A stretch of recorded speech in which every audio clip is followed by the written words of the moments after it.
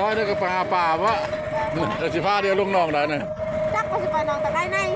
จักไปนอนไอ้เด้ไปน้ำเดียวแล้วซะโอ้มาติดกี่ตุ่มเนาะตอนติดทางยากว้าแต่เพิ่นละลำเลียงเอาพักไปค้ำไปขายนี่นะมาพอดีน้ำมันไหลออกมาจะน่าแซงนะพักกัดชอมทั้งหมดบะหรือมักแตงเอาบุก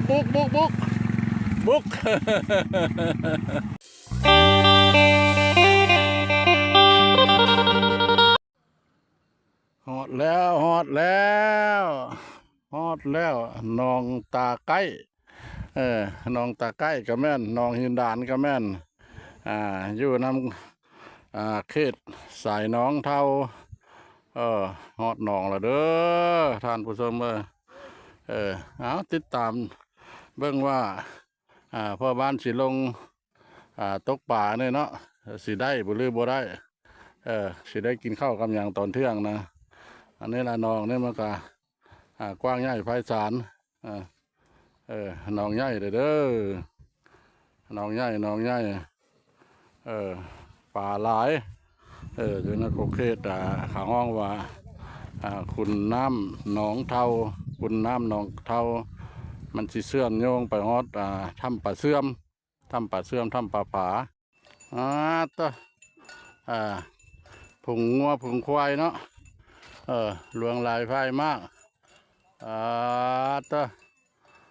น้ำบกแห้งลงมาแล้วมากันลงมากินน้ำเนาะกินน้ำกินหญ้าอันนี้แหละอยู่ในหนองนี่แหละเด้อหนองเพิ่นห้องว่าหนองตาไก่ในหนองตาไก่ในน้ำกับบกแห้งลงลายละพวกที่ว่ามือเข่งเพิ่นเนาะเข่งแล้วได้หลายป่าหลายกว่าผู้ตึกแห่อีกซ้ำสบายดีเป็นอะไรได้เต็มข้องแล้วบ่ย่าเคยเห็นกับเจ้าอันขี่รถไถมาทางบ้านเล่าบ้านตาลนะสองรถไถเต็มยังบ่เห็นได้คนซ่อนอยู่หนองถ้าเราว่าถ้าให้อันพวกเข่งลงสะก้อนพวกเข่งลงแล้วละป่ามันขึ้นพังเนี่ยเบิ่งป่าได้จะซ่อนเอาเนี่ยวันนี้เนาะถ้าเจ้าได้อยู่บ้านไหนสิ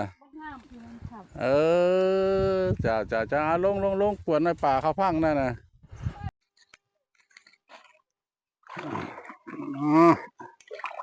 ใช่มองท่านผู้ชมใช่มองก่อนเด้อมานใช่ป่าอัดข้างป่าตอนนี้แล้วเนาะเพื่อป่ามันเข้ามานี่นี่แหละท่านผู้ชมพอบ้านเราก็เอามองลงจะได้ปลาบ่รู้จังใดเบิ่งนำกันวิถีชีวิตของพ่อบ้านพ่อเลาะอยู่กับป้ากับดงเนาะห้วยน้ำลำคลองของธรรมชาติตื่นมาแหละมันได้มาใช้ชีวิตอยู่แบบนี้ใช้ชีวิตแบบหรูหรากะพ่อบ้านพ่อเลาะกะบ่ค่อยชอบปานใดเนาะบ่ค่อยมักปานใดก็เลยมาใช้ชีวิตแบบนี้ละกินตามกูกินหอยตามห้วยคลองห้วยห้องคลองบึง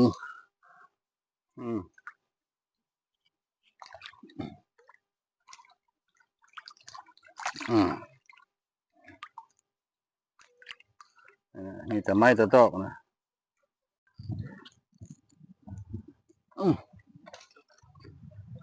ใส่มองหาปูหาปลาตามธรรมชาตินองอันนี้ก็สมควรเนาะสมควรคอยจนบ่จะจื้อหน้าเดียวพอ อืม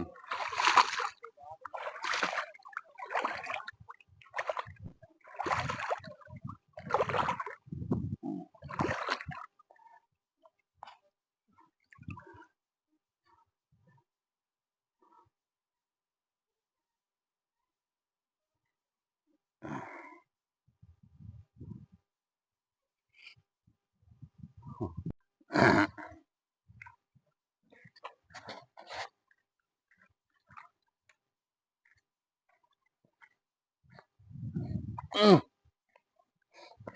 บ้านแหก็เด้อบ้านนี่เด้ออืมหมานได้หมานได้บ่ได้เจียวก็บ่ได้ตำมาทำได้ได้เนี่ยคันตำเจียวมาอย่าว่าจับเจียวได้หรือเปล่า เอ๊ะค่อยยังบ่เห็นจักตู่นะอืมผู้ใดได้ก็กินนั้นผู้นั้นแหล้วมื้อน่ะเออ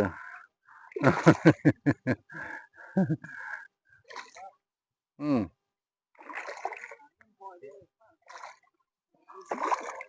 อ่าอ๋อเออมาน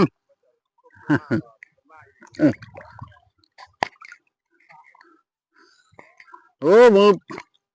ไปน้องปะผาตีบมันเด้ปัจฉิมาไปว่านนั่นนะห้องเหาะมันคือเห็นนะเพราะว่าได้ปลาข้อเออ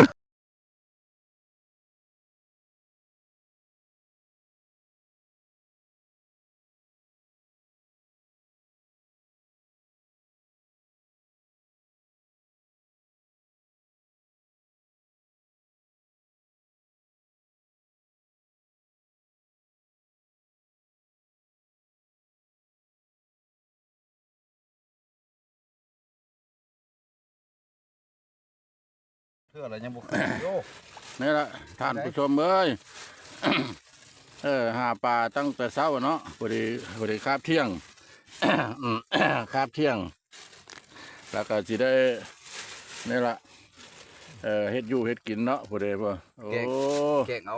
ปลาตะแกงหลายมันเม็ดบ่เลย เก่งเสร็จนี่ อืมมีมานำกันมี3 คนมีผู้หนึงได้ป่าเด้อโอ้ย ใช้เจ๊ออกมา มีละ3 กิโล เที่ยวบ่ เจ๊อ่อนตำข้าวเบื่อครับ เที่ยวจ หาอยู่หากินตามธรรมชาติอยู่ห้วยอยู่ห้องคลองบึง ทำบ้าน วิถีของพ่อบ้านพาเลาะมาให้เปลี่ยนอ่า เปลี่ยนอันน่ะคนอันนั้นเนาะไอายเลี้ยงเนาะเปลี่ยนไอายเลี้ยงให้ทางบ้าแปลงบรรณาเฮ็ดให้กินมื้อน่ะเพิ่นสิเฮ็ดในใดเพิ่นสิมันสิอร่อยสิแซ่บบ่หรือในใด ำนั่นก็มี เออ ห้องใส่อีกโอ้โห อันนี้ละปูปลาหน้าเหนี่ยวก็ได้ทานผู้ชมเลย การห้องอีก อืม ห้อง สิได้แกงปูแกงปลานี่ละ ห้อง โอ้มะก เอ อก อกินข้าว นี่ กินข้าวปลาเดมานำกัน3 คน เกลือใส่แล้ว อืมเออ รถห้องนี่ใส่ไม่ได้ก็ได้ รดน้ำมาเลยครับ นะ จวด เออ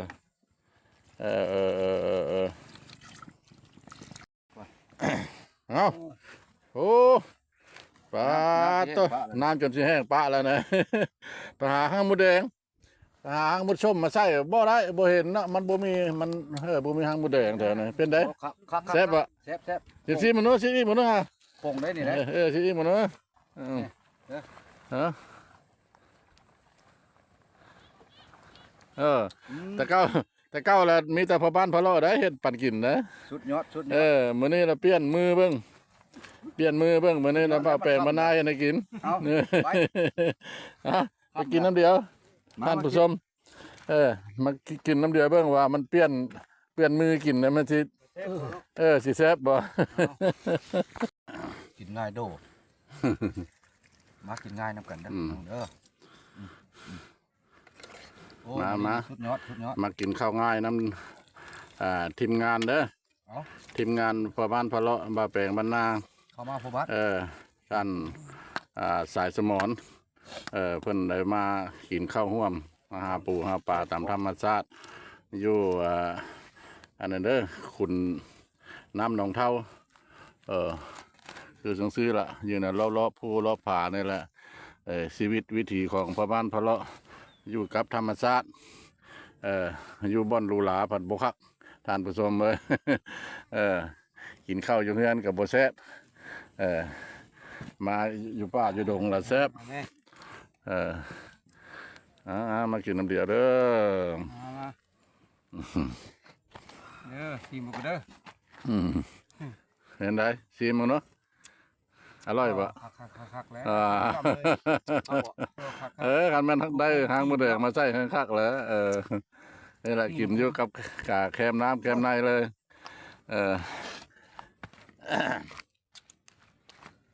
กินข้าวแล้วเฮ็ดน้ำพุ่มเนี่ยมันก็ได้เมื่อกินแรงเนาะ โอ้ขึ้นหอบมาได้ไหมหอบบ่ได้บ่นี่นะป่า นะมันมือยูชุกนี่มันก็บ่หนีเนาะสายมันบ่นี้ก็มัน ไล่ก็บ่ไป มีแต่อุ้มขึ้นเท่านั้นเนาะ อุ้มนี้ เจ้าคันบ่เพชรนะหมู่บ่เห็นนะเพราะบ่เห็นหน้าป่าซ้ำตะกี้ยังบ่ได้มีป่าเพียงใดปลาขาวน้อย2-3ตัวนึงนะพ่อ ไล่ได้อยู่บ้านละตัว2ตัว นั่นล่ะ ไล่มันบ่ออกเนาะ มันบ่คันบ่อุ้มนะที่มุกคือหยังขึ้นเดี๋ยวมึงเล่นอันนี้ปวดนี่เลย